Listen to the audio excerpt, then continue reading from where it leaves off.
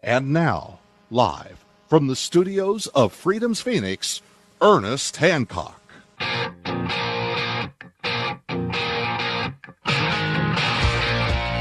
Welcome back to Declare Your Independence with me, Ernest Hancock, and another independence declaring kind of guy, Ian Freeman from LRN.FM, where he's the program director there and host of Free Talk Live along with Mark Edge. Now, this is, we're picking each other's brains a little bit here for the benefit of people that are interested in sharing what they have learned. A lot of young people are just like, look, man, I want to have a show. What do I need? I want to tell mom and dad, get me some presents. And if I go around to mom, I want this, and dad, I want this, and sis, I want this, and Bubba, give me this, and grandma and grandpa, give me that, all of a sudden, boom, you're LRN. So let's go ahead and just look at real quick. Now, Ian says he wants to have, you get a mixer, make sure it has USB capacity because it'll interface with your computer a lot better. So, and give the two brand names again.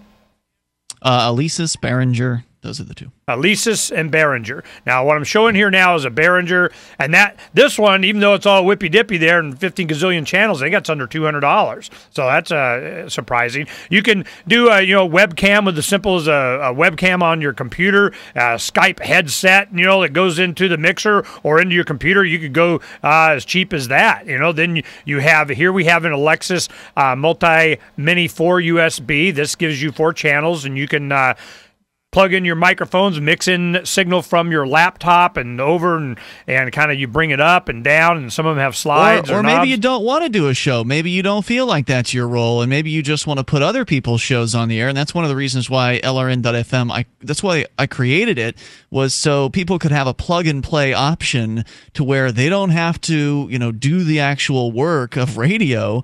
They can just hook it up, get it on the air and go, and not have to think about we're getting to that. I'm building up. Yeah. I'm summarizing from the previous hour. Okay, then we have microphones. Now, microphones about 60 because I'm showing some graphics here. So we have microphones. They're like $60. You can get something decent. You have other kinds of mixers and so on. And this one that I'm showing now is the one that I use, and it's like $180 or something, and it's got it going on, but it doesn't have USB. He says I got to get USB. Then you have the cables and such.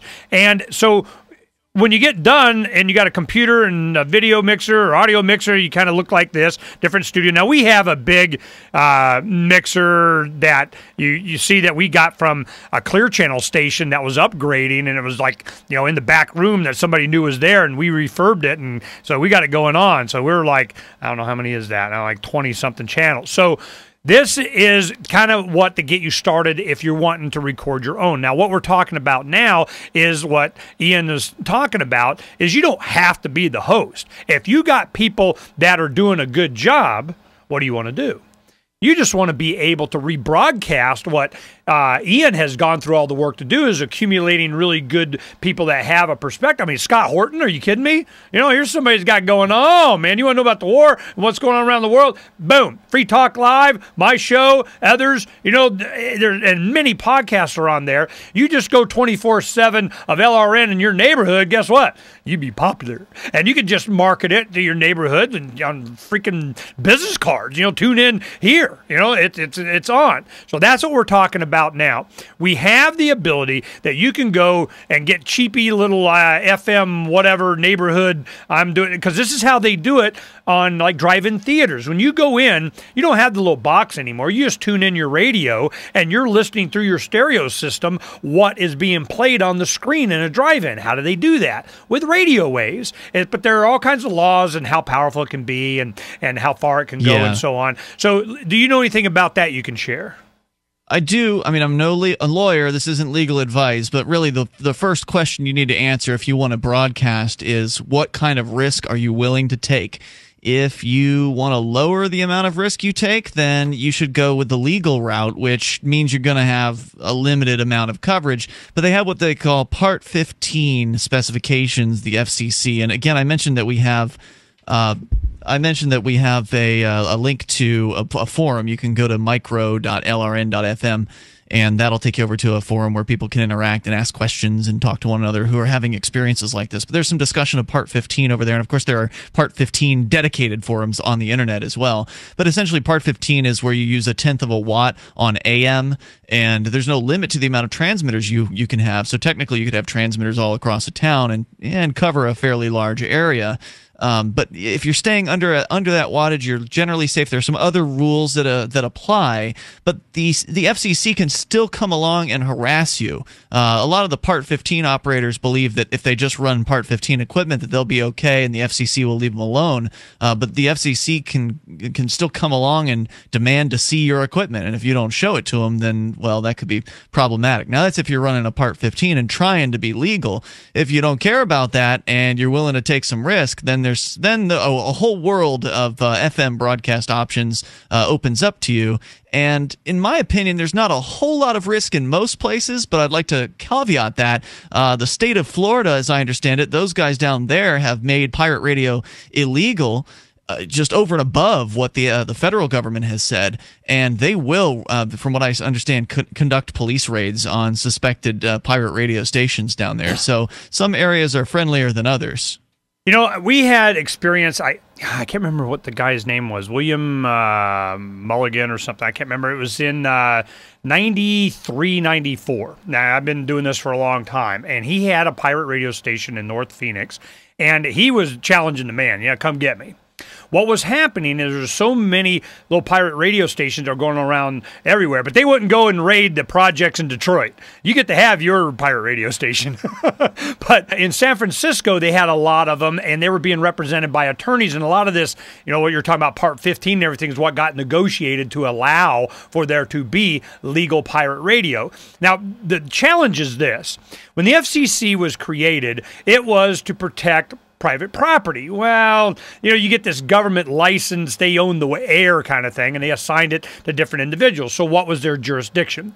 If your radio signal did not interfere with another person's commercially transmitting signal or go over a state border, federal government didn't have jurisdiction. So what happens when you have a radio show that's just in the Phoenix area or, you know, Manchester or whatever, and it doesn't go over a state border? Where does the federal government get jurisdiction? Well, it's because they got guns, because they say they do. I mean, it's just always like that. So what happens is, you know, what is the battle you want to fight? Well, there was a battle going on in the 90s on just this issue. And then it gets, you know, so many wattage and so much distance that you can go. But what we did is two things. One, we could cover a university. You got a bunch of young people on a university, you got a guy in his dorm room with a antenna sticking out, boom, you're legal and you're covered, and, you know, come get me, let's make an issue out of it. The other thing is what Ian was talking about, is that let's imagine you have the signal coming into your computer that's going into your transmitter. Now, you can pull it off of the internet. You can pull it off of your satellite. They have their KU band, and you're transmitting it just from your home in a small area. So what happens if it's a campaign? Ron Paul 2012, you know, 91 point whatever, and it's on a campaign sign on a corner where anybody lives that's transmitting this. They go from corner to corner to corner. You got enough people, they'll never lose the signal and be legal and overlap. Well, the man come after that, damn Skippy. He'll come after that. In the 1960s, when JFK was running for president, they were transmitting into Southern California from outside international borders. I mean, in international waters. They had no jurisdiction. It's like pirate radio they were doing. They did the movie about off the coast of UK transmitting rock and roll. Well, what happens when they came in the reef? Boom, they seized the ship. Don't ever think they're not going to. It's when you're the most effective is when they're going to come after you. It's not how strong it is, or if you're doing biscuit recipes, they don't care. It's when you're challenging the man. You want to see the men in black? It's when you're challenging the Matrix. That's when they show up. War and death and raping and killing and all that, don't care. You challenge the man, here they come. Well, guess what LRN's doing? They're challenging the man. You want to be a man challenger? Well, go to LRN.FM, look at broadcasting up there, and you can get into it. When we come back, we'll get more into the broadcasting and just how far this can go. How big an area? How far are you broadcasting? How many minds can you free? Want to be a mind freer? Well, they got the content at LRN.FM. We'll be right back here on Declare Your Independence with Ian Freeman from LRN.FM, me, Ernest Hancock, just a little bit.